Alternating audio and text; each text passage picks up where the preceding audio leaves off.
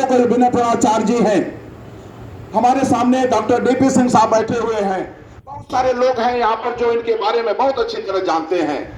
इनके एक एक चीजों को जानना होगा, उस पर रिसर्च करना होगा और निश्चित रूप से एक ऐसा समाज बनेगा, एक ऐसा भारत बनेगा जिसकी कल्पना हमारे शहीदों ने किया था, स्वामी विवेकानंद ने किया था।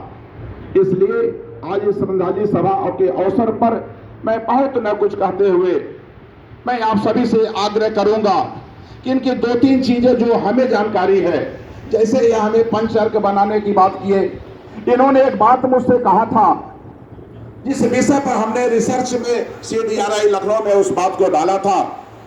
यह बताते थे कि जब हमारे यहाँ कोई एक्सपायर कर जाता, मर जाता है या स्वर्गवासी हो जाता है, तो उसके पीछे एक व्यक्ति चलता है जो हाथ में गोबर की कंडी, थोड़ा सा उस पर घी और चावल डाल करके चलता है।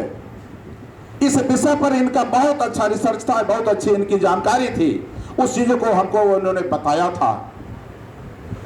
वह कहते थे आज यह परंपरा हो गई है, लोग बाजार से जाते हैं, कोई भी घी लेकर चले आते हैं, हाइब्रिड गाय जो है, जो जर्सी गाय है, उनका कंडी ले लेते हैं, कोई चावल ले लेते हैं, वह परंपरा हो जाती है, उसका कोई लाभ हमें नहीं मिलता है। उसका लाभ दिलाने की बात इन्होंने किया था।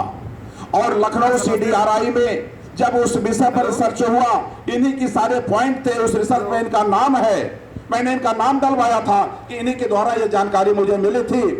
और जब देसी गाय के गोबर, देसी गाय का घी और यह भुजिया चावल तीनों को मिला करके जब जलाया गया, तो वहां के वैज्ञानिक खड़े हो गए और इतना अद्भुत चीजें उससे निकली कि वह सोचने लगे कि यह तो देश की दिशा को बदल सकता है। मेरे मित्रों, उस तीनों के कॉम्बिनेशन से फॉर्मेल्डिहाइड गैस निकला था।